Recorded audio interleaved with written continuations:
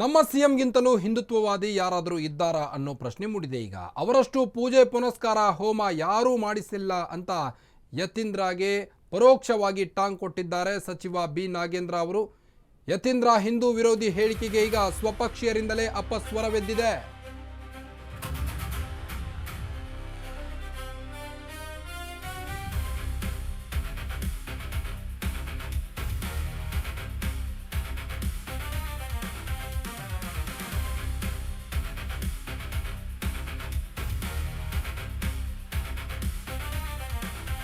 ನಗರಾಭಿವೃದ್ಧಿ ಸಚಿವ ಯತೀಂದ್ರ ಸಿದ್ದರಾಮಯ್ಯ ಹೇಳಿಕೆಗೆ ಈಗ ಸ್ವಪಕ್ಷೀಯರಿಂದಲೇ ಟಾಂಗ್ ಕೊಡಲಾಗಿದೆ. ನಮ್ಮ ಸಿಎಂ ಡಿಕೆ ಶಿವಕುಮಾರ್ ಅವರು ಹಿಂದೂ ಅಲ್ಲವೇ? ಅವರಷ್ಟು ಪೂಜೆ ಪುನಸ್ಕಾರ ಹೋಮ ಯಾರೂ ಮಾಡಿಸಲ್ಲ. ಯತೀಂದ್ರಗೆ ಪರೋಕ್ಷವಾಗಿ ಟಾಂಗ್ ಕೊಟ್ಟಿದ್ದಾರೆ ಸಚಿವ ಬಿ ನಾಗೇಂದ್ರ. ನೂತನ ಸಚಿವರಾದಂಥ ಬಿ ನಾಗೇಂದ್ರ ಅವರು ಪರೋಕ್ಷವಾಗಿ ಸ್ವಪಕ್ಷದ ನಾಯಕ ಯತೀಂದ್ರಗೆ ಟಾಂಗ್ ಕೊಟ್ಟಿದ್ದಾರೆ. ಈಗ ಯತೀಂದ್ರಗೆ ಪರೋಕ್ಷವಾಗಿ ಸಚಿವ ಬಿ ನಾಗೇಂದ್ರ ಟಾಂಗ್ ಕೊಟ್ಟಿದ್ದು, ಯತೀಂದ್ರ ಹಿಂದೂ ವಿರೋಧಿ ಹೇಳಿಕೆಗೆ ಸ್ವಪಕ್ಷೀಯರು ಅಪಸ್ವರವೆತ್ತಿದ್ದಾರೆ. ಈಗ ಭಾರತ ಹಿಂದೂ ರಾಷ್ಟ್ರವಾಗಬಾರದು ಎಂದಿದ್ದಂಥ ಯತೀಂದ್ರ ಸಿದ್ದರಾಮಯ್ಯನವರಿಗೀಗ ಈ ಒಂದು ವಿವಾದಾತ್ಮಕ ಹೇಳಿಕೆಯನ್ನು ನೀಡಿದ್ರು ಯತೀಂದ್ರ ಸಿದ್ದರಾಮಯ್ಯನವರು ಬೀದರ್ನಲ್ಲಿ. ಹೀಗಾಗಿ ಈಗ ಸಿದ್ದು ಪುತ್ರನಿಗೆ ಕಂಟಕವಾಗಿ ಪರಿಣಮಿಸಿದೆ. ಯತೀಂದ್ರಗೆ ಪರೋಕ್ಷವಾಗಿ ಸ್ವಪಕ್ಷೀಯರಿಂದಲೇ ಟಾಂಗ್ ಕೊಡಲಾಗ್ತಾ ಇದೆ. ಮತ್ತೊಂದು ಕಡೆ ವಿರೋಧ ಪಕ್ಷದ ನಾಯಕ ಆರ್ ಅಶೋಕ್ ಅವರು ಕೂಡ ಈ ಬಗ್ಗೆ ಗುಡುಗಿದ್ದು, ಹಿಂದುತ್ವದ ಬಗ್ಗೆ ನಮಗೆ ನಿಮ್ಮಿಂದ ತಿಳಿದುಕೊಳ್ಳುವಂತಹದ್ದೇನಿಲ್ಲ ಅನ್ನೋ ಮಾತನ್ನೆಲ್ಲ ಆಡಿದ್ರು. ಇದೀಗ ಸ್ವಪಕ್ಷೀಯರಿಂದಲೇ ಮತ್ತೊಂದು ಟಾಂಗ್ ಬಂದಿದೆ ಈಗ ಯತೀಂದ್ರ ಸಿದ್ದರಾಮಯ್ಯನವರಿಗೆ. ನಾನು ಹೇಳ್ತೀನಿ ಒಂದೇ, ನಮ್ಮ ಕಾಂಗ್ರೆಸ್ ಪಕ್ಷ ಯಾವತ್ತೂ ಹಿಂದುತ್ವದ ಪರವಾಗಿರುವಂಥದ್ದು.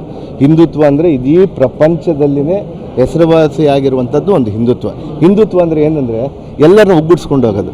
ಆದರೆ ಇವತ್ತು ಕೆಲವರು ರಾಜಕೀಯ ಇಚ್ಛಾಶಕ್ತಿಗಳಿಗೆ, ರಾಜಕೀಯಕ್ಕೆ ಉಪಯೋಗಿಸ್ಕೊಳ್ಳೋಕ್ಕೆ ಇವತ್ತು ಕೇಂದ್ರದಲ್ಲಿರುವಂಥ BJP ಪಕ್ಷದವರು ಕೋಮುವಾದಿ ಪಕ್ಷಗಳನ್ನು ಇವತ್ತು ನಮ್ಮ ಭಾರತದ ಒಂದು ಸಂಸ್ಕೃತಿಯನ್ನು ಒಗ್ಗೂಡಿಸುವಂಥ ಇರುವಂಥ ಒಂದು ಭಾವನೆಯನ್ನು ಇವತ್ತು ಕಿತ್ತು ಬೇರೆ ಬೇರೆ ಮಾಡ್ತಾ ಇದ್ದಾರೆ. ನಾವು ಹಿಂದುತ್ವ ಅಂಥೇಳಿ ಒಂದು ಪಕ್ಷದ ಸಿದ್ಧಾಂತಗಳಿಗೆ ಬದಿಗೆ ಗೊತ್ತಿಲ್ಲ, ನಾವು ಅದಕ್ಕಿಂತ ಜಾಸ್ತಿ. ನಮ್ಮ ಮುಖ್ಯಮಂತ್ರಿನ ತಾವೇ ನೋಡ್ತೀರಿ, ಎಷ್ಟು ಗುಡಿಗಳಿಗೆ ಹೋಗ್ತಾರೆ, ಎಷ್ಟು ಗುಂಡಾರುಗಳಿಗೆ ಹೋಗ್ತಾರೆ, ಹೋಮ ಹವನಗಳು ಮಾಡ್ತಾರೆ. ನಮ್ಮ ಮುಖ್ಯಮಂತ್ರಿಗಿಂತ ಹಿಂದುತ್ವನೇ. ನಾವು ಕಾಂಗ್ರೆಸ್ಸಲ್ಲಿ ನಾವು ಹಿಂದುತ್ವದಲ್ಲಿ ನಾವು ಇದ್ದೀವಿ, ನಾವು ಹೆಮ್ಮೆಯಿಂದ ಹೇಳ್ಕೊತೀವಿ. ನಾವು ಹಿಂದುತ್ವ ಇದ್ದೀವಿ ಅಂತೇಳಿ ಇನ್ನೊಬ್ಬರನ್ನ ಬೇರೆ ಜಾತಿಯವ್ರನ್ನ ಅನ್ಯ ಕೋಮಿನವ್ರನ್ನ ನಾವು ಅಲ್ಲಗಳೆಯೋದಿಲ್ಲ. ಅವರೆಲ್ಲ ಕೂಡ ನಾವೆಲ್ಲ ಕೂಡ ಒಂದೇ ಮಾತ್ರ. ನಾವು ಯಾಕೆ ರಾಷ್ಟ್ರಗೀತೆ ನಾಡಗೀತೆಗಳು ಯಾಕೆ ಆಡ್ತೀವಿ, ರಾಷ್ಟ್ರಗೀತೆಗಳನ್ನು ಯಾಕೆ ಆಡ್ತೀವಿ? ನಾವು ಒಂದೇ ಮಾತ್ರ ಅಂತೇಳಿ ಹೇಳ್ತೀವಿ. ನಮ್ಮ ಕುವೆಂಪು ಅವರು ಬರೆದಂಥದ್ದು ಶಾಂತ ತೋಟ ಹೆಂಗೆ ಹೇಳಿದ್ದಾರೆ ಹೇಳ್ರಿ, ಅಂಥ ಹಾಡುಗಳನ್ನು ಅವರೆಲ್ಲ ಕೇಳಬೇಕಾಗುತ್ತೆ. ಪಕ್ಷದ ಅಭಿಪ್ರಾಯ ಅಲ್ಲ, ನಮ್ಮ ಕಾಂಗ್ರೆಸ್ ಪಕ್ಷದ ಅಭಿಪ್ರಾಯ ತುಂಬ ಹಿಂದುತ್ವದ ಮೇಲೆ ಇದೆ. ನಾವೆಲ್ಲ ಕೂಡ ಇವತ್ತು ನಾನು ಗುಡಿಗಳಿಗೆ ಯಾಕೆ ಬಂದಿದ್ದೀನಿ, ಇವತ್ತು ನನಗೆ ಹಿಂದುತ್ವ ಇಲ್ಲದೇ ನಾನು ಗುಡಿಗಳಿಗೆ ಬರ್ತೀವ, ನಮ್ಮ ಎರಿತಾತ ಸಮಾಧಿಗೆ ನಾವು ಹೋಗ್ತೀವಿ, ನಮ್ಮ ಸಂಸ್ಕೃತಿ ನಾವು ತೆಗೆದುಕೊಂಡು ಬರ್ತೀವಿ. ಕಾಂಗ್ರೆಸ್ ಪಕ್ಷದ ಪ್ರತಿಯೊಬ್ಬರಿಗಿದ್ದಾವೆ. ನಮ್ಮ ಕಾಂಗ್ರೆಸ್ ಪಕ್ಷದಲ್ಲಿ ದಲಿತರು ಇರ್ಬೋದು, ಹಿಂದುಳಿದವರು ಇರ್ಬೋದು, ಮುಖ್ಯವಾಗಿ ಅಲ್ಪಸಂಖ್ಯಾತರು ಕೂಡ ನಮ್ಮ ದೇವಸ್ಥಾನಗಳು ಬರ್ತಾರೆ. ಅಂದರೆ ಇದು ನಮ್ಮ ಕಾಂಗ್ರೆಸ್ ಪಕ್ಷ, ಅದು ಹಿಂದುತ್ವ. ನಾನು ಹೇಳ್ತೀನಿ ಒಂದೇ, ನಮ್ಮ ಕಾಂಗ್ರೆಸ್ ಪಕ್ಷ ಯಾವತ್ತೂ ಹಿಂದುತ್ವದ ಪರವಾಗಿರುವಂಥದ್ದು. ಹಿಂದುತ್ವ ಅಂದರೆ ಇಡೀ ಪ್ರಪಂಚದಲ್ಲಿನೇ ಹೆಸರುವಾಸಿಯಾಗಿರುವಂಥದ್ದು ಒಂದು ಹಿಂದುತ್ವ. ಹಿಂದುತ್ವ ಅಂದರೆ ಏನಂದರೆ ಎಲ್ಲರನ್ನ ಒಗ್ಗೂಡಿಸ್ಕೊಂಡು ಹೋಗೋದು. ಆದರೆ ಇವತ್ತು ಕೆಲವರು ರಾಜಕೀಯ ಇಚ್ಛಾಶಕ್ತಿಗಳಿಗೆ, ರಾಜಕೀಯಕ್ಕೆ ಉಪಯೋಗಿಸ್ಕೊಳ್ಳೋಕ್ಕೆ ಇವತ್ತು ಕೇಂದ್ರದಲ್ಲಿರುವಂಥ BJP ಪಕ್ಷದವರು ಕೋಮುವಾದಿ ಪಕ್ಷಗಳನ್ನು ಇವತ್ತು ನಮ್ಮ ಭಾರತದ ಒಂದು ಸಂಸ್ಕೃತಿಯನ್ನು ಒಗ್ಗೂಡಿಸುವಂಥ ಇರುವಂಥ ಒಂದು ಭಾವನೆಯನ್ನು ಇವತ್ತು ಕಿತ್ತು ಬೇರೆ ಬೇರೆ ಮಾಡ್ತಾ ಇದ್ದಾರೆ. ನಾವು ಹಿಂದುತ್ವ ಅಂಥೇಳಿ ಒಂದು ಪಕ್ಷದ ಸಿದ್ಧಾಂತಗಳಿಗೆ ಬದಿಗೆ ಗೊತ್ತಿಲ್ಲ, ನಾವು ಅದಕ್ಕಿಂತ ಜಾಸ್ತಿ. ನಮ್ಮ ಮುಖ್ಯಮಂತ್ರಿನ ತಾವೇ ನೋಡ್ತೀರಿ, ಎಷ್ಟು ಗುಡಿಗಳಿಗೆ ಹೋಗ್ತಾರೆ, ಎಷ್ಟು ಗುಂಡಾರುಗಳಿಗೆ ಹೋಗ್ತಾರೆ, ಹೋಮ ಹವನಗಳು ಮಾಡ್ತಾರೆ. ನಮ್ಮ ಮುಖ್ಯಮಂತ್ರಿಗಿಂತ ಹಿಂದುತ್ವನೇ.